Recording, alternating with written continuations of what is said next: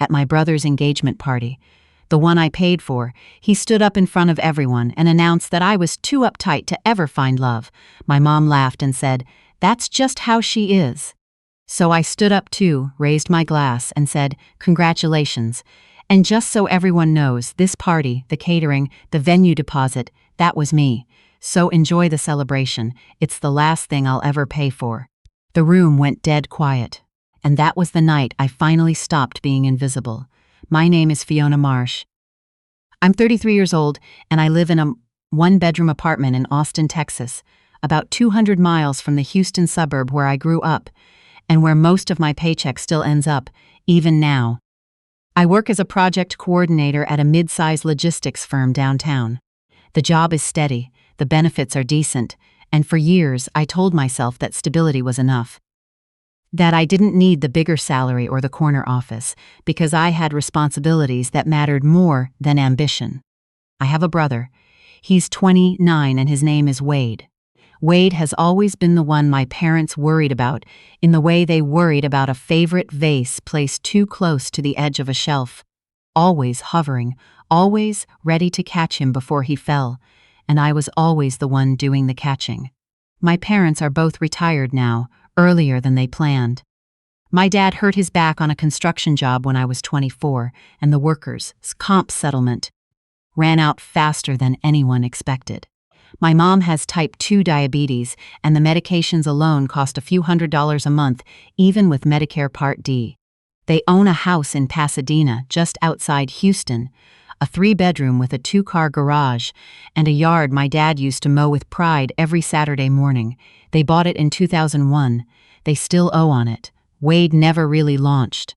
He did a semester at the University of Houston, withdrew, worked at a sporting goods store for 8 months, then quit because the manager had it out for him, then moved in with a girlfriend, then moved back home when that ended, then picked up a few gig shifts here and there. He was always on the verge of something. A new plan, a new opportunity, a new reason why this time was different. I never thought of myself as the one holding everything together. I just thought I was being a good daughter, a responsible sister. When the numbers didn't add up at the end of the month for my parents, I made up the difference. When Wade needed first and last month's rent on a new place, I wired it over without being asked twice. When my dad's truck needed transmission work, I put it on my credit card and told him not to worry about paying me back.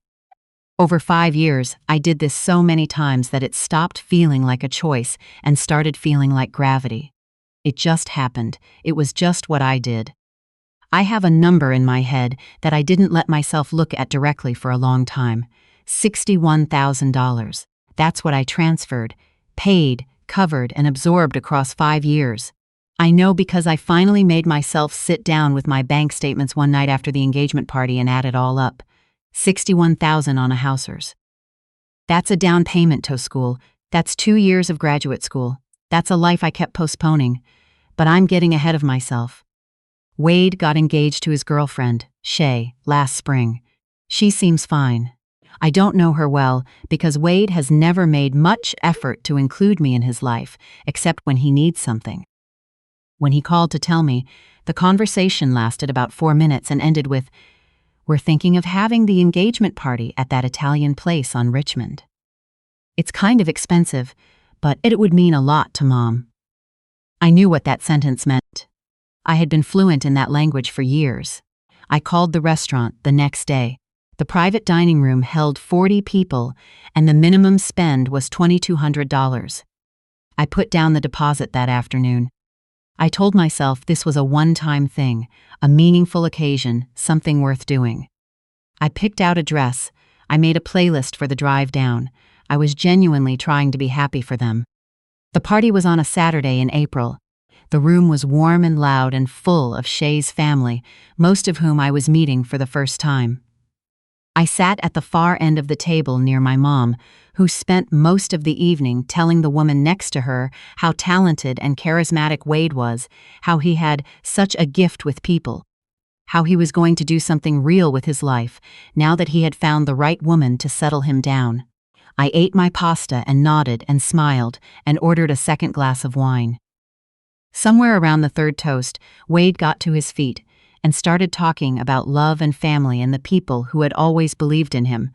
I thought for a moment, just a moment, that maybe he was going to say something, maybe acknowledge the deposit, the planning, the fact that I had driven 200 miles and sat here all evening without being introduced to a single one of Shay's relatives as anything other than Wade's sister.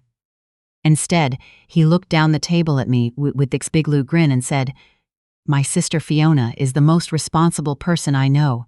Only problem is, she's so buttoned up, she's probably too uptight to ever find love herself." He laughed. Shay's cousins laughed. And my mom, right next to me, patted my arm and said to the woman across from her, "That's just how she is. She was always the serious one." Something shifted, not exploded, shifted. Like a piece of furniture that had been sitting crooked for years and finally got pushed flush against the wall. I set my fork down.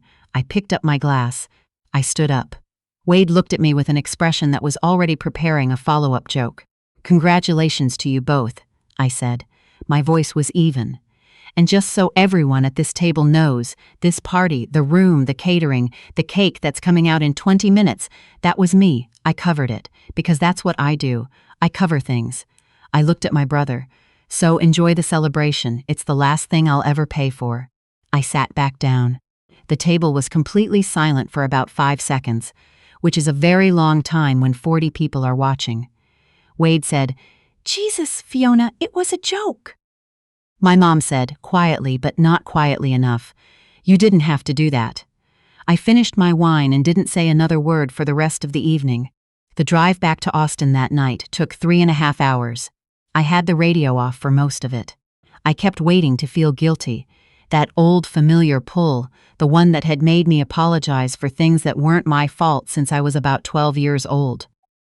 But it didn't come. What came instead was something colder and cleaner, like stepping outside after being in a stuffy room for too long. When I got home, I sat at my kitchen table and opened my laptop. I went through 5 years of bank statements, transfer confirmations, Venmo records, credit card payments. I made a spreadsheet. I labeled every row. $3,400. Dad's truck transmission, $100. Mom's hospital copay after her A1C came $800. Wade's first and last plus security deposit when he moved to Midtown. $600. Wade's credit card when they threatened collections. $2,200. The engagement party I was sitting at when he called me up. Tight. For mortgage shortfall my parents hit into the winter. My dad's settlement ran out. Line after line. The column at the bottom read $61,300 for a long time. Then I opened a new document and wrote, at the top, "Not anymore." The messages started 2 days later. My mom texted Fern, "Have been talking. Your father and I have been talking. What happened at the party wasn't appropriate. Wade is hurt and Shay's family is asking questions." My dad left a voicemail. His voice was tired and low. "Fiona, I don't know what's going on with you lately, but your mother is stressed and we need you to reach out to your brother. He's upset. This is not the time for this." Wade sent a voice message on his own that was about 4 minutes of low-level guilt and implied threats wrapped in the language of concern. "You embarrassed me in front of Shay's entire family. Her dad is traditional. You made it look like I'm some kind of freeloader. Is that what you want people to think?" I read them all. I listened to all of them. I didn't respond. On Thursday evening, I got home from work, changed into running clothes, and went for a long run along the trail by the creek near my apartment. It was still warm out, almost 8 o'clock, and the light was going gold through the trees. I had been paying for everyone else's life so long that I couldn't actually remember the last time I'd done something just because I wanted to. The run felt physical in a different way than usual, like I was running towards something instead of just burning off stress.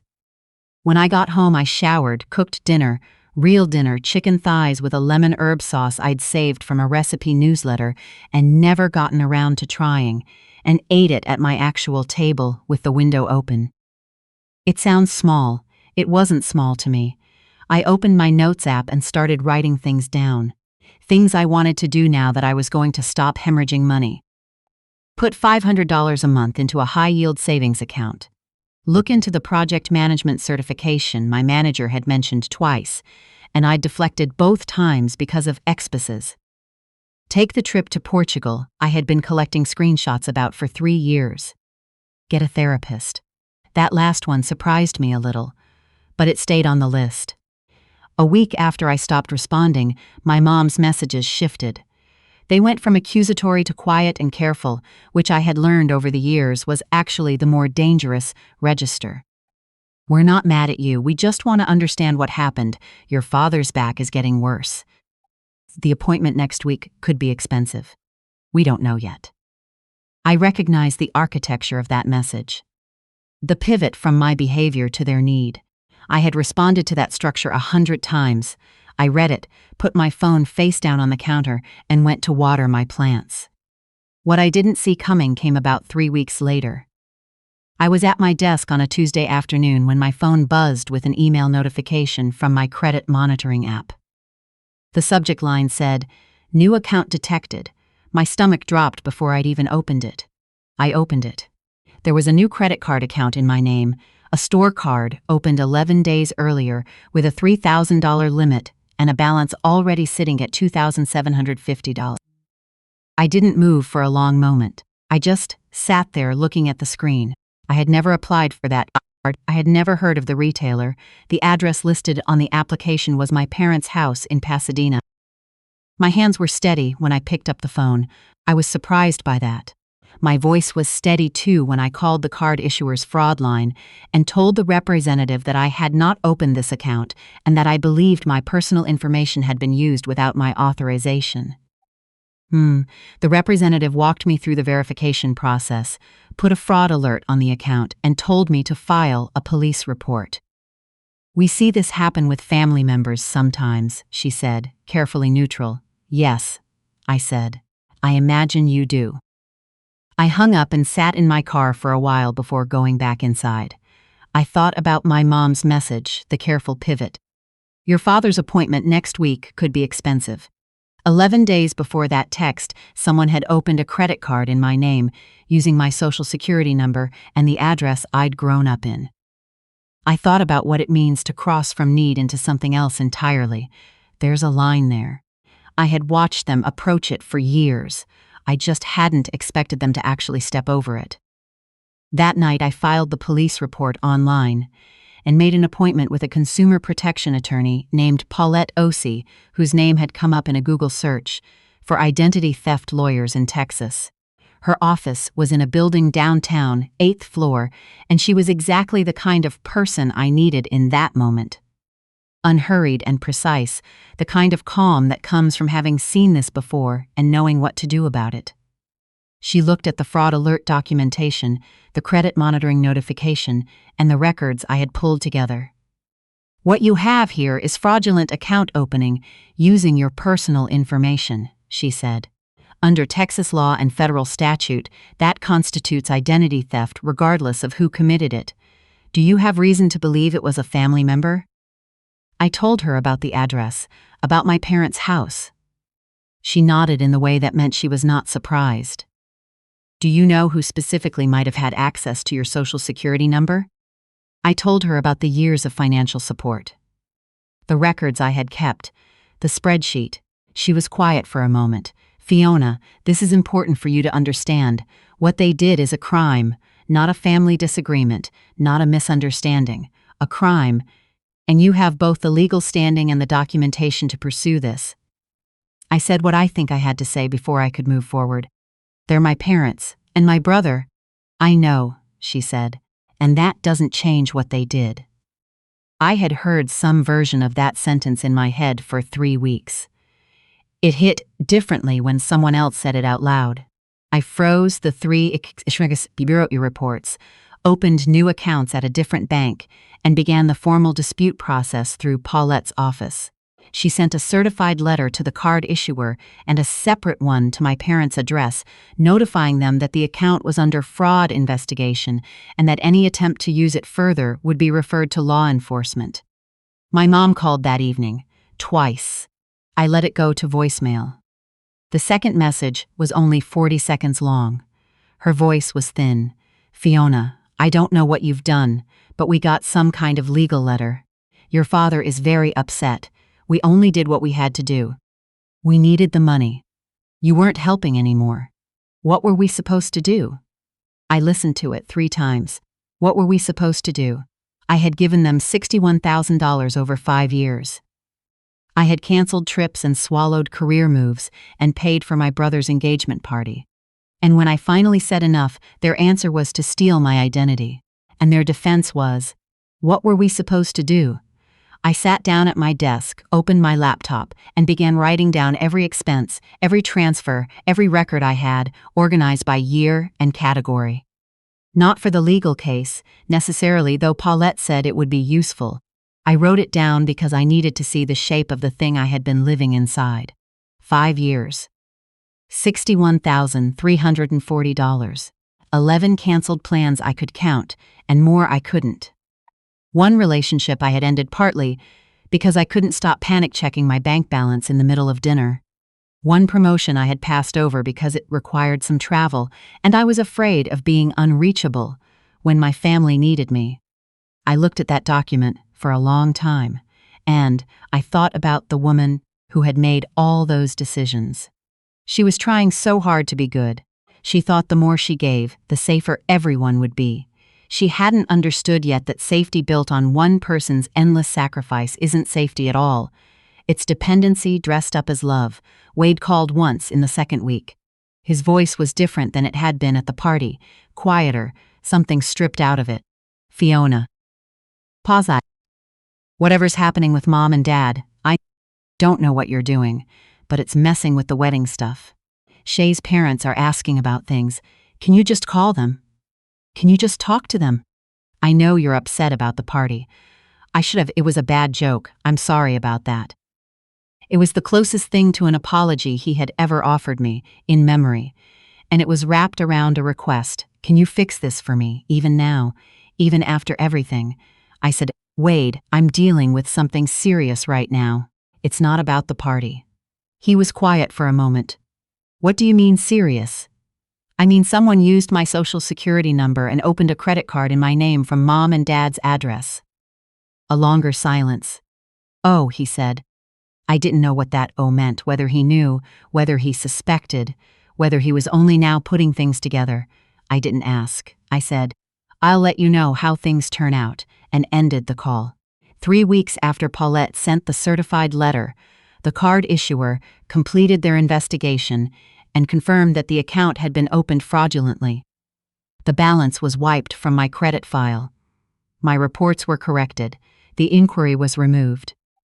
Paulette called me on a Friday morning to let me know.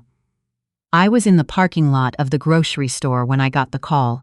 I sat in my car after hanging up, windows down, the smell of cut grass coming from somewhere nearby.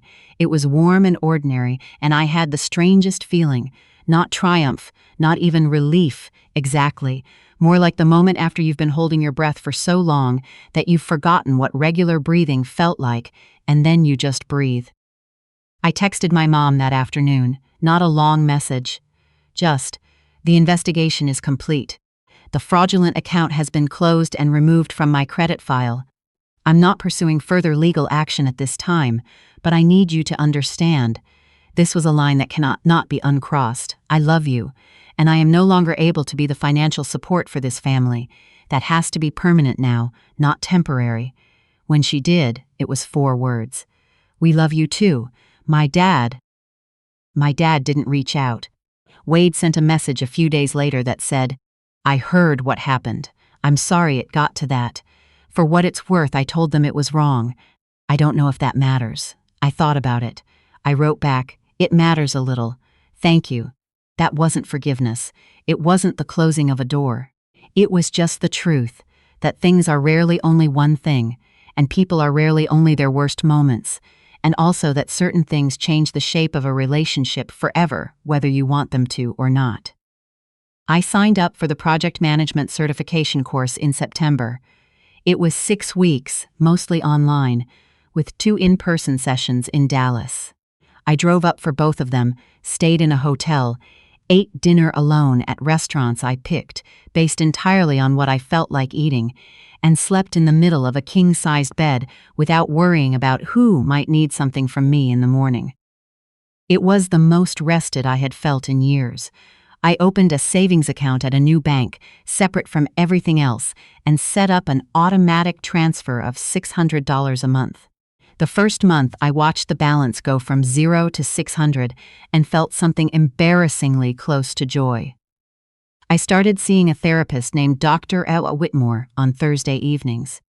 She has an office that smells like cedar and asks questions that take about a week to fully answer. In our third session, she asked me what I would have done with $60,000 if it had been mine to keep. I started to say something reasonable: house fund, retirement, travel, and then stopped because I realized I had never actually let myself think about it. The question had always felt hypothetical in the wrong direction, like asking a person who's never left prison what they'd do on a free afternoon. "I don't know," I said, which was the most honest thing I had said out loud in a long time. "That's a good starting place," she said. I went home that night, and for the first time in longer than I could remember, I let myself sit with a feeling without immediately trying to manage it. It felt like grief for a while, and then after a while it felt like something else. A door cracked open onto a room I had locked myself out of at 25 and hadn't found my way back to. My brother got married in November. I wasn't invited, which I understood. Things had been complicated in ways that don't simplify in 6 months. I saw the photos on social media. Shay wore a beautiful dress. Wade looked genuinely happy in a way that made me hope, without bitterness, that this would be the version of himself he decided to keep. I spent that weekend in Marfa, something I had wanted to do for years without ever doing it. I drove out on a Friday afternoon and came back Sunday evening, 2 nights alone in a small rented adobe, with a view of the high desert and more stars than I remembered existing. I read an entire novel. I cooked eggs in the morning. I sat outside at dusk with a beer and watched the light turn the mountains amber and then purple and then dark. On Sunday morning, before I packed up, I sat at the small kitchen table with a notebook and wrote down, without trying to make it sound like anything, what I had lost, what I had given, what I was going to do with the part that was still mine. The list wasn't short, but it was mine. 6 months after the investigation closed, my manager called me into her office and offered me the senior coordinator position, the one that had come open twice before, and that I'd quietly talked myself out of both times. This time I said yes before she finished the sentence. I got the certification, I got the promotion, I booked Portugal for the spring. Lisbon first, then south along the coast to the Alentejo region, 3 weeks, a trip I had been saving screenshots of for so long the folder on my phone was embarrassing. My mom and I talk occasionally now. The calls are shorter than they used to be and more honest, which is its own kind of improvement. My dad and I haven't spoken directly. That distance is uncomfortable, but it's real, and I have learned to prefer real over comfortable. I don't carry the weight anymore. That's not the same as saying I don't feel its absence. Sometimes I wake up in the middle of the night, still expecting the flood of messages, still tensed for the next crisis. Some things carve grooves that take time to fill back in, but I'm filling them in. Slowly, deliberately, in the way you do something you actually want. There's a version of me that stayed.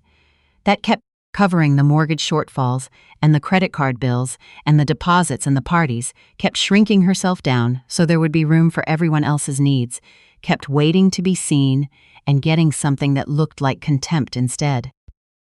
I know that version of me well. I was her for a long time. She was doing her best. I understand that now without excusing what it cost her, but I am not her anymore, and I am not anyone's plan B.